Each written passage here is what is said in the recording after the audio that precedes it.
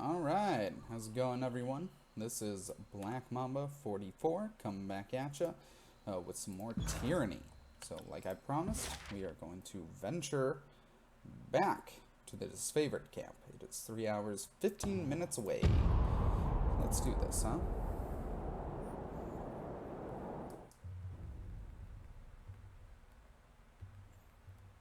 Okay. Alright, so personally, I've never had a skill fit. Actually, no, that's not true. I have Sure, one. you're all young, alert, and feeling unstoppable, but I need a break. Alright, so we received a missive.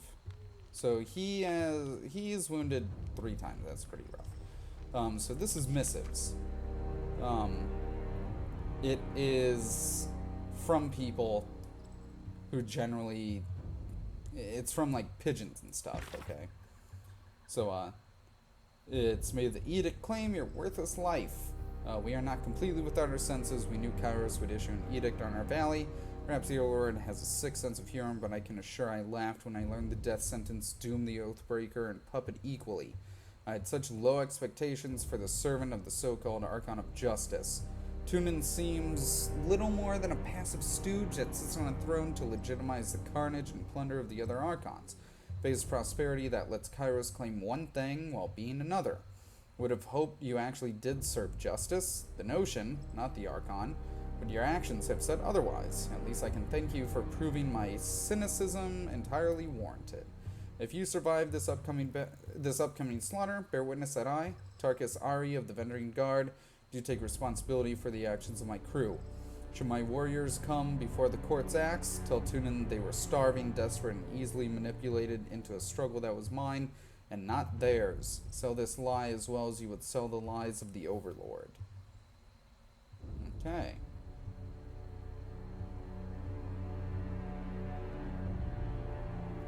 Yeah. On some of them, you can reply. So the Archons are in their war tent. We're not super interested in the war tent yet, right?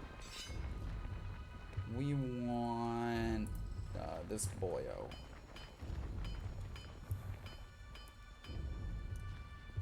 Alright, so we have Scarlet Chorus and Stone Shield, and they're both arguing.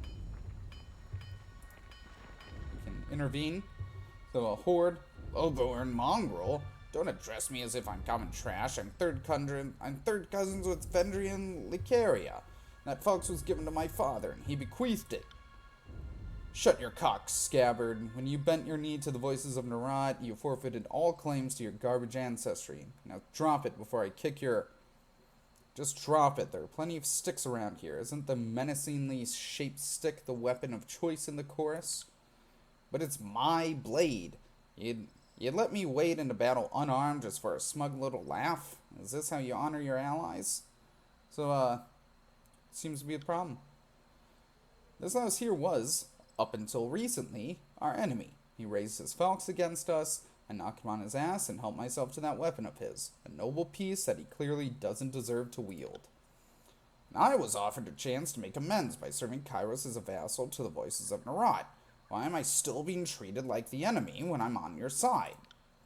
You're lucky to be alive. Lucky that freak Archon gives you South Knobs a second chance at life when we ought to kill or geld every last one of you. Geld, cut off their dicks. Fatebinder, we're clearly at an impasse, and I doubt he'll give me the satisfaction of striking first. I will abide by your decision, even if I disagree, so long as this fool here will agree as well. There, a little civility. If he's willing, so am I. So, we can actually do everything. Disfavored soldier. For the record, explain your side of the situation. Well, Lord Binder, I first encountered this man some weeks ago on patrol. He was part of a Vendrian Guard hunting party. He stood his ground, may even took a swing at me. I do remember thumping him pretty squarely on the forehead with my pommel. Thought to myself, nice falx, and so I grabbed my trophy after the battle. It was a rousing scuffle, but hardly worthy and epic. I didn't even think much of it until yesterday when this chap shows up asking where's Falx back. I get that he's sore about losing his family blade, but that's what happens. When you raise your fist against Kairos, we don't give you back your thumb and fingers. And to the Scarlet Chorus, explain in full your side of the situation.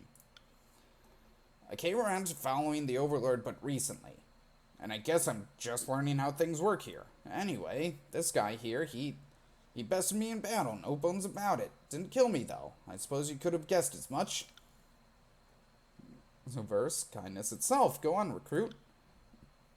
Anyway, I wake up next to some of my countrymen. They put us through a decimation rite. I was lucky enough to grab one of the 9 daggers crossing to the arena. So I survived, right? And I'm barely cleaned the blood off me when I'm told my next task is to secure a proper weapon. Chorus doesn't exactly hand them out. So, I walk to the disfavored camp thinking they're supposed to be our allies and maybe can help. And I see this guy showing off my facts and, well, it's a family heirloom. I was told to get a proper weapon. Doesn't get more proper than a Falx that's been in my family for generations. Either of you have anything further to add? I respect that this man found Kairos, but he raised that Falx against us as an enemy. I know I'm in the right here. Shit, I don't know. I just know if I had 2 swords, I'd lend one to an ally. Seems like how allies should work, right? Reach my decision. Go ahead, I'll abide by your decree. Okay. So we can claim it.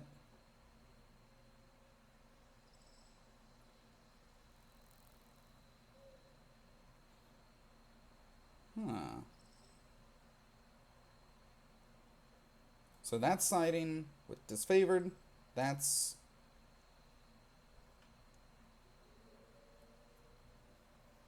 Scarlet Chorus. That's sort of a medium. But let's go Scarlet Chorus, right? Wrath with disfavored, favor with Tunin, favor with Scarlet Chorus. Ugh. Just tell me you side with the mongrel. Don't try to butter my ass before violating me with some excuse about how I'm in the wrong. Thank you, Fatebinder. It did seem unfair that Ash's warriors seem to get all the iron they need, but the chorus provides nothing. And the chorus, the strong lead, the weak follow. Didn't use me to fight your battles ever again. Better I take the lesson from you and not my gang boss. That fucker's unpredictable. Ugh. Thanks, Fatebinder. With that advice and a decent weapon on my side, I might just survive this war. Or the next span of it, anyway. Alright, see, and that worked out. Yeah, still fresh straw. No idea who you are.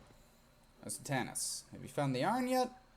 So we can lie. Here it is. Good thing the Oathbreakers didn't get their hands on much. 1,000 rings, favor with disfavored. Can't tell you what it means to have this back in our hands. Make sure to tell my superior about what you've done for the Legion. Lost forge-bound iron ingots. Need something else? Let's see your wares. So we returned. And that's it. Like, he doesn't really have all that much shit, so... You know, that's fine, I guess. Okay. So. Fast mode's on. Turn it off. Let's walk in.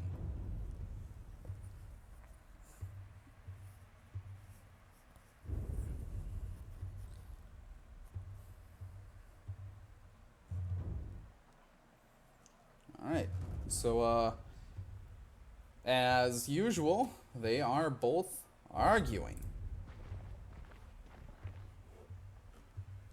How can we trust your rabble not to turn at this last moment? How many of your conscripts have family bonds to the Vendrian Guard? It is decided.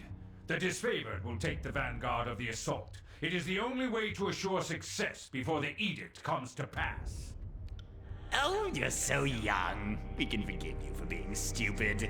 Without your Archon of Stone to bring down those walls, you're out of your element. Only the chorus has the numbers required to swarm the walls from all sides. We will lead the vanguard of this battle. The best the chorus could accomplish would be leaving a ramp-shaped pile of corpses propped up against the walls for my warriors to use. Their fortifications are not a concern.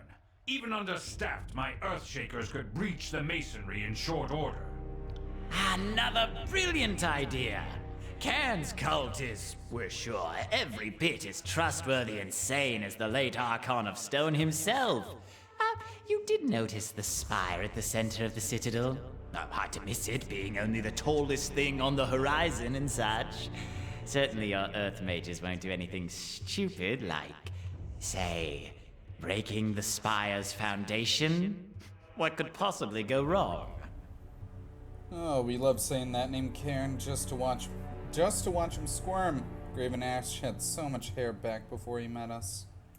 I trust them more than I trust your circus of rapists, sellswords, and turncoat tearsmen.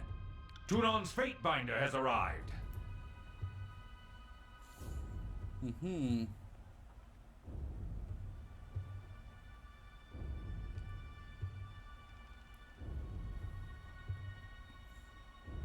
Alright, so our operations in Echo Call Crossing, Tripnettle Wilderness were successful.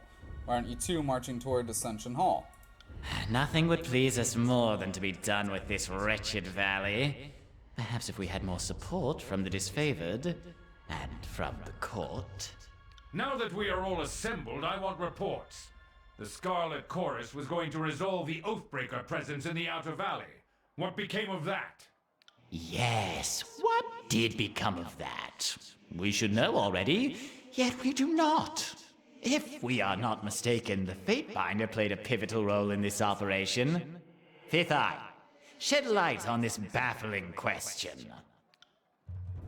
The Earthbreaker raiders were broken, and more importantly, their captain was taken, and he has told us...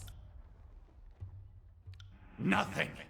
Curse you motherless fucks! What have you brought but fire and suffering?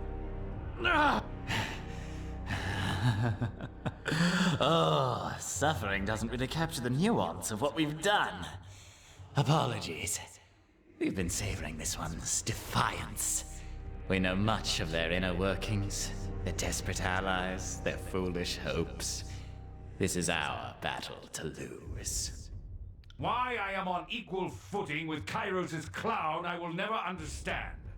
So, Fatebinder, you would deem this mission successful?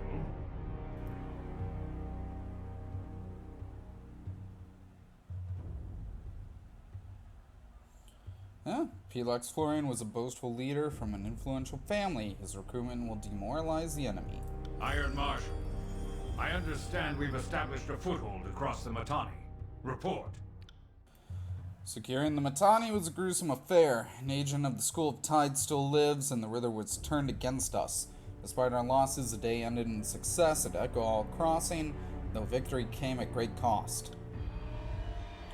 When it came time to secure the nearby Echo Call village, there was a distressing discovery. The villagers had been stashing iron weaponry, no doubt stolen from our supply lines. Commander Antio wished to burn the village, but the chorus disagreed and the Fatebinder backed their claim. Their leader, Captain Matani Sybil, was best in combat but taken captive by the Scarlet Chorus. Despite the disfavored taking the lead on this operation, the Fatebinder felt it necessary to apply Chorus doctrine to the captives. A most wise judgment, good Fatebinder. The Oathbreaker captain will no doubt provide hours of entertainment, and perhaps even some useful information. She has been a most delectable treat, that one. So obstinate, so inarticulate in her flailing defiance. Some things are best savored in slow, tantalizing doses. We must thank you once again for delivering her unto us. This will be just like Stalwart, when your own conscripts chose suicide over service to the chorus. She'll be no different than the others, petulant, uncooperative, and motivated to feed you false information.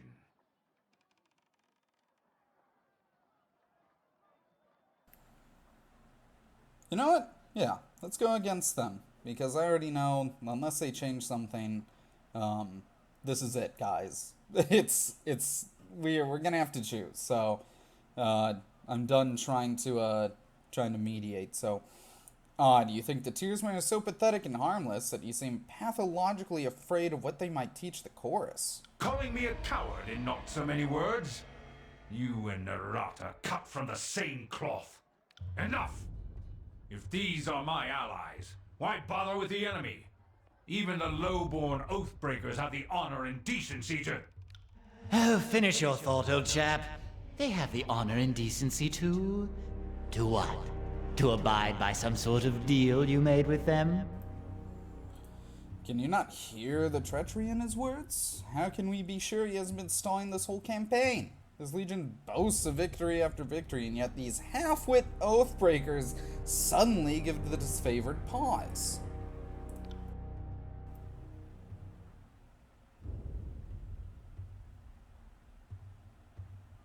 Remain silent. Then the impasse is clear. We both wish for the honor of leading this final assault on the Vendrian Guard. Since Tunon is not here to select the rightful bearer of this honor, we must turn to the Archon's proxy. With whom do you stand? Now is not the time for compromise. One of us will have the honor of completing this glorious oh, Jesus Christ. What was that? One of us will have the honor of completing this glorious conquest. We know you will choose wisely. So we can say march together or not at all, but tell you guys the truth, that doesn't end anything. Just takes it out of the running. They have some more dialogue, if I recall. But they basically say that's not an option. So Scarlet, of course, will lead. You stand with the madman and his rabble? I am shocked. I counted you amongst our allies, and your name was held in some regard amongst my troops. So be it. I will add another name to our record of hate. Out of respect for the Blue Flag troops, I won't have you slain where you stand. If you leave my camp and don't look back. A wise choice! The Scarlet Chorus will be honored to silence the last of the Vendrian Guard insult. Graven Ash, we hereby order you to stand down and remain here at camp until we have secured the Citadel. If the Chorus leads the charge, they will fail. I will not sit idly by while the Edict claims my legion. The disfavored will carve a path to the Citadel on our own, if that's what it takes.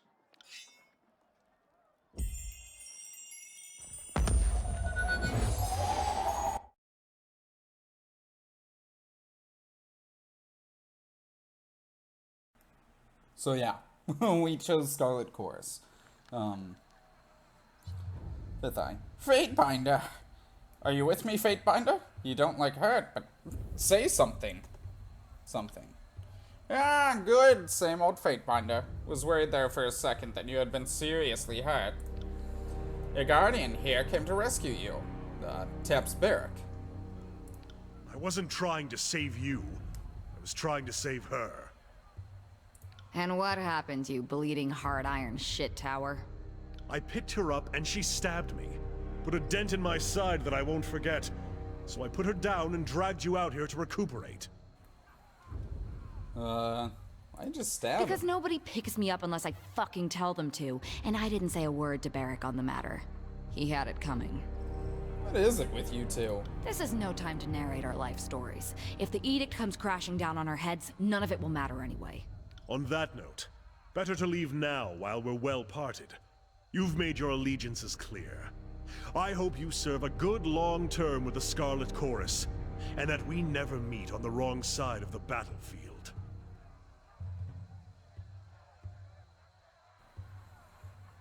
So, this isn't about choosing sides, it's about resolving the edict. Stay with me as my deputy at least that long, and I'll release you from service. Very well. I'll remain at your side at least until this edict is resolved. It beats sitting in a corner and waiting for Kairos' magic to kill us all. Don't take it too personally.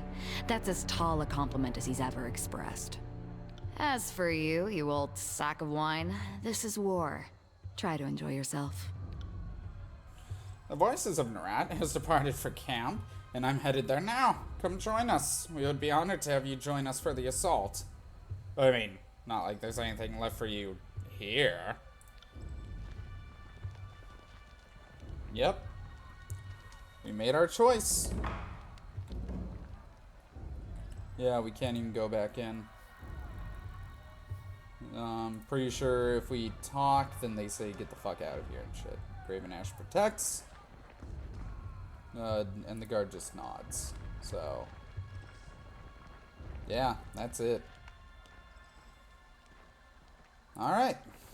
So we made our choice. So disfavored camp is unreachable. And the Edrian Ruins is unreachable. So let's go to the Scarlet Course camp. So yeah. So either way, this is what happens. You have to choose the two sides. I mean, you know, if you're not trying to go with the Vendrian Guard, like, you have to choose. So, we chose... I'm not going to say, like, correctly or anything. Talk to Fifth Eye. Evil battle is upon us. Ready yourself for the siege of Vendrian's Well. With the edict looming, there is no turning back. The chorus is brave and fearless, but it lacks order, and if we lose discipline to carry on our march or falter in our siege, the edict will kill us before the Oathbreakers, or the disfavored, have the chance. An offer, Fatebonder. March with us, add your strength to our tide of blades. The mod could learn from your example, and your prowess could certainly inspire. Need more time. Now ponder it too longer, Fatebonder. We will leave soon. Alright, so. That is Siren. On that note, what I say is that we quit here when we're ahead. We have some Night Yowl, Closet Throat, and we have a bunch of characters here. Let's see if we can even talk. Yeah. It's a young Beastman. So these are Beastmen. They're part of the Scarlet Course. Night Yowl was promised worthy tough prey for joining. Beastwoman only allows Night Yowl to hunt weakest of humans, save best kills for self. Night Yowl was second strongest of Stonesucker males before joining Scarlet humans, running even with 100 blood, with tribes Prima. That's the leader. Was promised to unpack for abandoning tribe mates. Strong Stonestalker, Beastmen worth rutting. No. Closet Throat sees only Mewling first season club before Beastwoman now. Sees only Tenderfoot, only weak well fit to chase injured, dying prey, not best fighters on battlefield. Human. Humans always are encroaching on Beastwoman. Have no sense of danger, no recognition for prowling hungry predators, or worse than sniveling beastmen. Speak quickly, and maybe Beastwoman will listen.